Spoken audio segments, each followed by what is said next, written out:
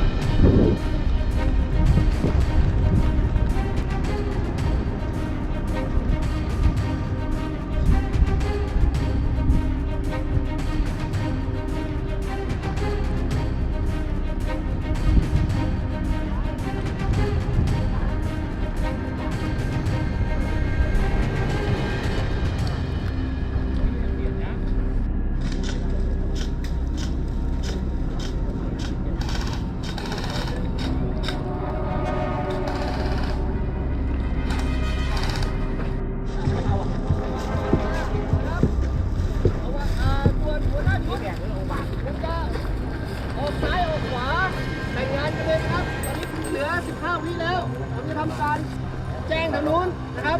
ทันทีที่ผมเลิกขโมยธงวิ่งหนีต้องบอกว่าจะตายกันหรือยังนะครับผมได้แล้วแต่ผมได้เดี๋ยวตอนนี้ที่สุดแล้วครับขออนุญาตปล่อยมิชชั่นครับผม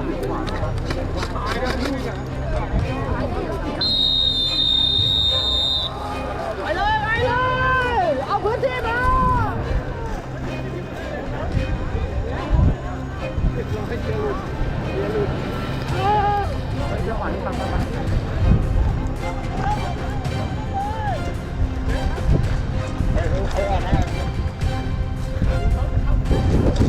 ชาร์จเลยพี่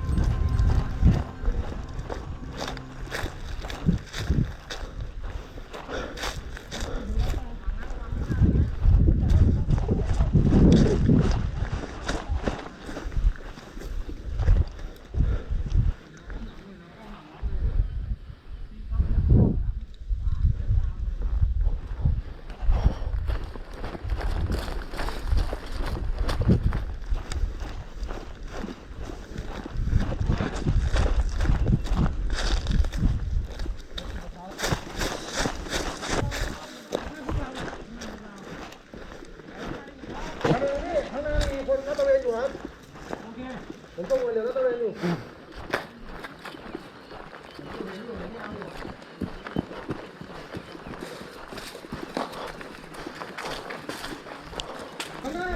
ข้างหน้ามีสิบกว่าทางข้างหน้ามีข้างหนึ่งข้างหน้ามีข้างหนึ่งรับทราบ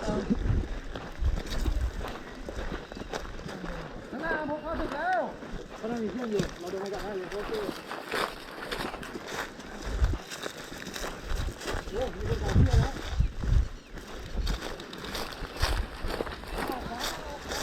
ขวาเยอะไหมขวาเยอะเลยป่ะขวาหมดอ่ะขวาไม่ดีอ่ะ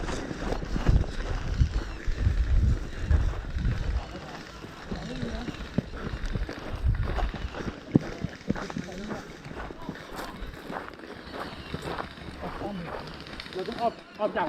อ้อมอีกแรงใช่ครั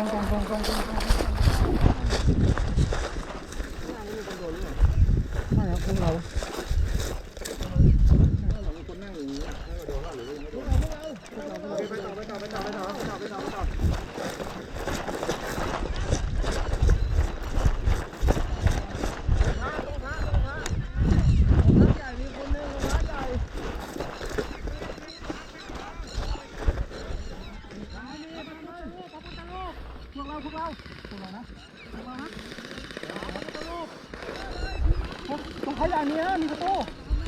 พระพุทธรูปนะครับพระพุทธรูปลูกของพระใหญ่นะครับให้มันดักหนึ่งท่านมันกำลังขวา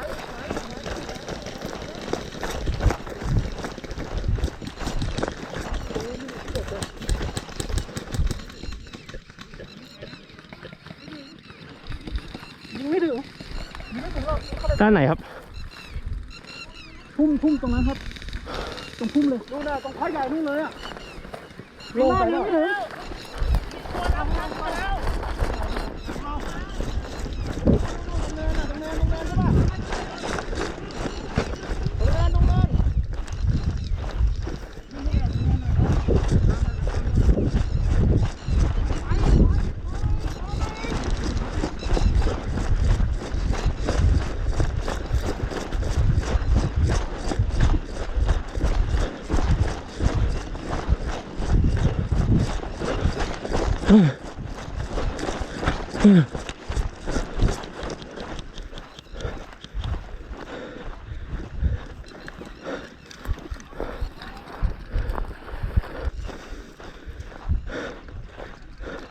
เห็นแล้วครับ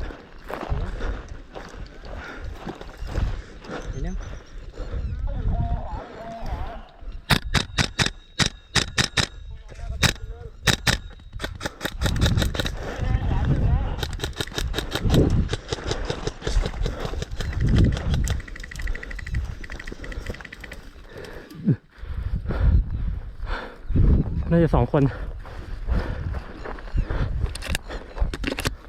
2 คน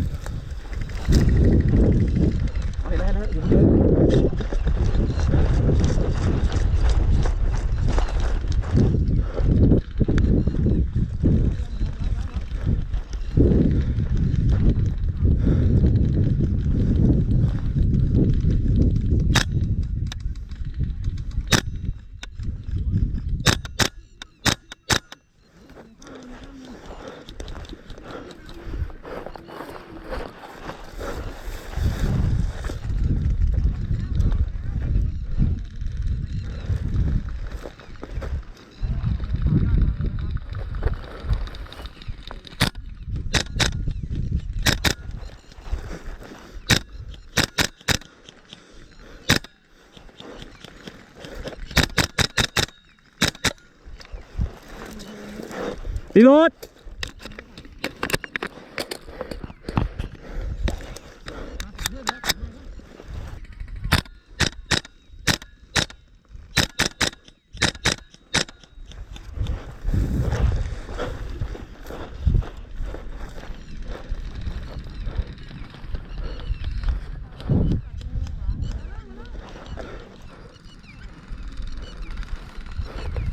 เย้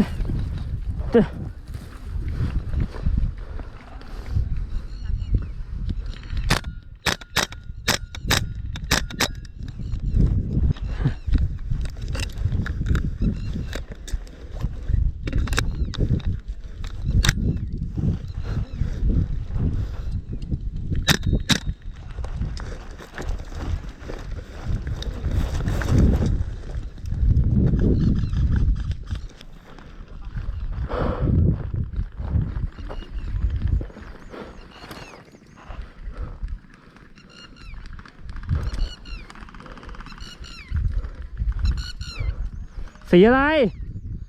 สีอะไร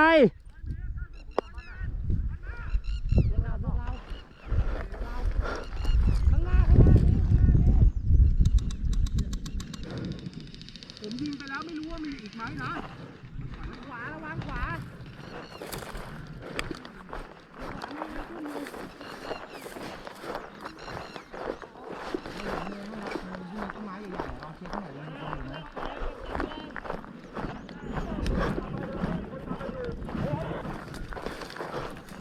มีไหมฮะ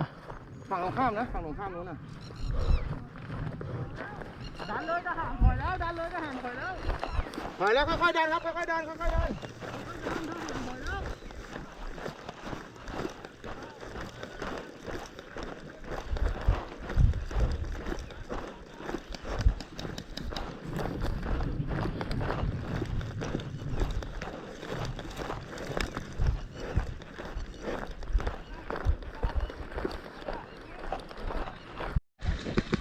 โอเคพี่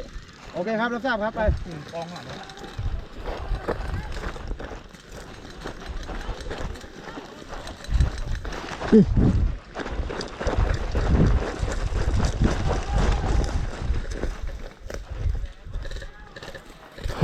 โอ้ไม่ได้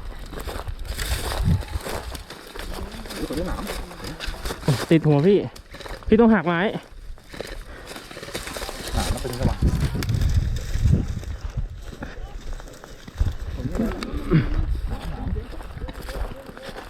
ไปยัง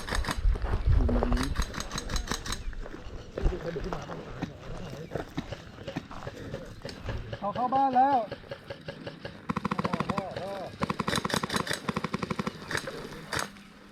มีประมาณ5-6 คนนะทหารตายหนึ่งเห็นนั้นดันได้ป่ะ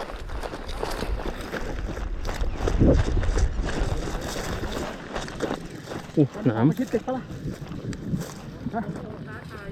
ดูท่าฝนจะ เอาไงพี่ โอ้จะมาชิดตึกปะเขายังเล็งอยู่อ่ะไม่ต่างอยู่เฮ้ยยิงมาแล้วโอ้ยโดนโอ้โหแม่งทะลุเราอ่ะหน้าต่างเท่าไหร่50หน้าต่าง50หน้าต่าง50เมตร12 นาฬิกาหน้าต่างบ้านขวาก็เข้าไปชิดตึกอ่ะปืนเขายิงโดนเราได้วะงงมากเลย ผมเติมน้ำแป๊บนึงนะ ปืนเขายิงโดนผมนะนี่เขาอยู่ข้างบนไงไม่เขายิงมาจากตรงนั้นน่ะที่ยืนอยู่หลังต้น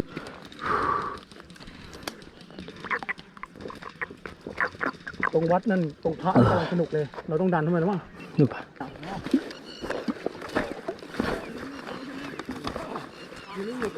ข้างในเขาหมดเลยข้างในเขียวหมดเลย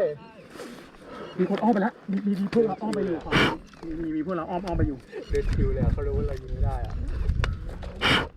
แต่เขายิงเราโดนเฉยเลยนะเนี่ยเห็นป่ะ เขายิงมา วัดมาระวังนะวัดดันมาแล้วในวัด70ในวัด70ข้างหน้า50ยิงไกลมากไอ้ปืนย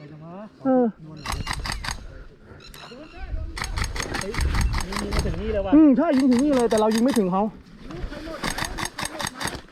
ยังครับโอเคยิงมาจากไหนเราอ้อมขวาไปอีกได้ไหมต้องอ้อมอ่ะที่เห็นนะได้พี่มีหน่วยของเราอยู่ด้านนู้นนะครับมีคนอยู่ในบ้านนะมีครับมีไม่มีศัตรูอยู่ในบ้านใช่ป่ะพี่เราเพื่อนไปฟังนี่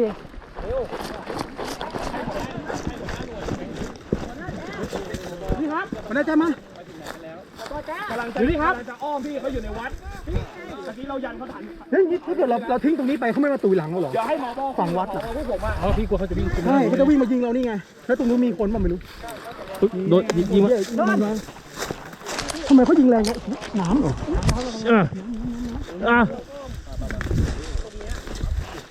ตายเนี่ยผมเกิดตรงนี้เลยขอบอลนี่ขอบอลนี่ครับโอเคเดี๋ยวให้หน่วยนี้ไปกำแพงเดี๋ยวหน่อยแล้วมั้งมาดีครับปืนโคตรแรงยิงไม่ถึงแต่เขายิงถึงกลัวลูก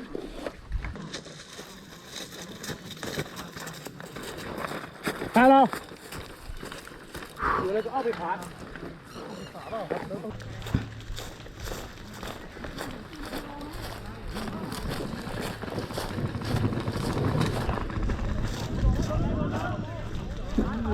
จำแม่งไอ้เหี้ยทุกคนเลย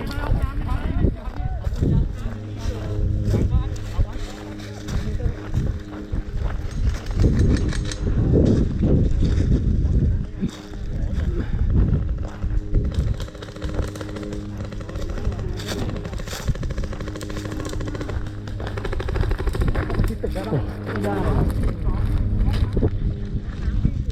เฮ้ยเขาอยู่ในบ้านนี้จริงหรือเปล่า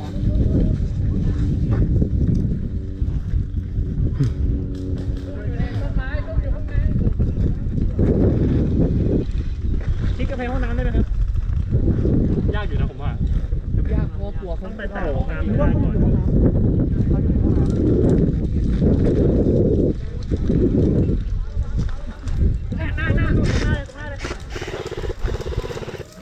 ซ้ายหน้าพี่เบล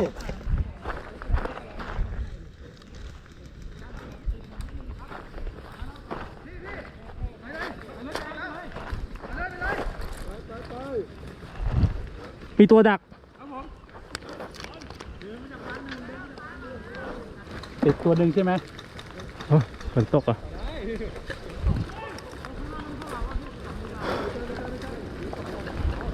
ด้านซ้ายกีฬา